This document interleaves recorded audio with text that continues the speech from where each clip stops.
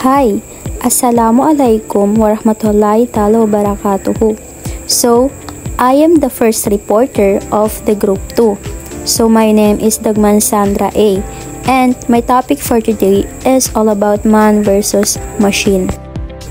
Thus, the capacity of the machine is limited, whereas the humans are always experimenting, creating, investing, and discovering more and more. Man versus machine is a India celebrating.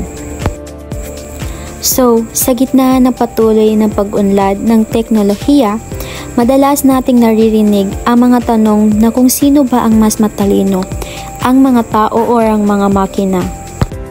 So, ang mga tao ay may kakayahang mag-isip, mag-imbento, at mag-discover ng mga bagong bagay.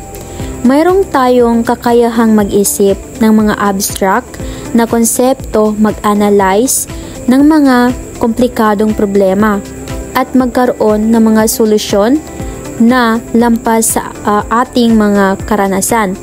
Ang mga tao ay mayroon ding mga emosyon na nagbibigay sa atin ng kakayahang mag-empatya, mag-inspire at mag-motivate ng iba. Halimbawa, ang mga tao ay may imbento ng mga makina o computer at internet. Hindi ito magagawa ng mga makina dahil wala silang kakayahan mag-isip ng mga bagong idea o magkaroon ng mga pangarap. Ang mga tao ay may patuloy na nag-explore ng mga bagong kahangaan, kaalaman at teknolohiya. At ang ating mga pag-imbento ay may nagpapatunay sa ating ng walang kahangaan o potensyal ang ating pagkakamalikahin. Pag-usisa at pagnanais na malaman ang higit pang nagtutulak sa ating ng mga mag-imbento at mag-discover ng mga bagong bagay. Then, ang mga machine or ang mga makina ay produkto ng isang tao. Ang kanilang kakayahan ay nakasalaysay sa mga programa or nilikha ng tao. Ang mga machine ay mahusay sa paggagawa ng mga paulit-ulit na gawain, pag-aayos ng mga data at paglutas ng mga problema na may mga tiyak na solusyon. Ngunit hindi nila kayang mag-isip ng mga bagong idea, mag-adapt sa mga hindi inaasang sitwasyon o magkaroon ng mga emosyon. Halimbawa, ang isang robot ay maaaring accessible ng isang kotse ng mas mabilis at mas tumpak kaysa sa isang tao.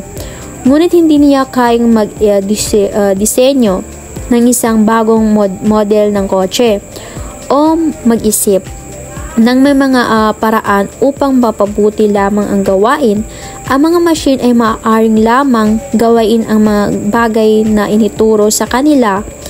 Ang kanilang kakayahan ay limitado sa mga parameter na itinakda ng kanilang mga tagalikha.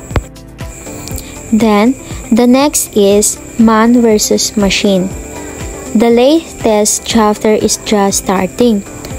Our history and our literature show us that for most of the human history, machines were seen as the tools to help people do more than they were capable of their own, from the simple stone tools to the invention.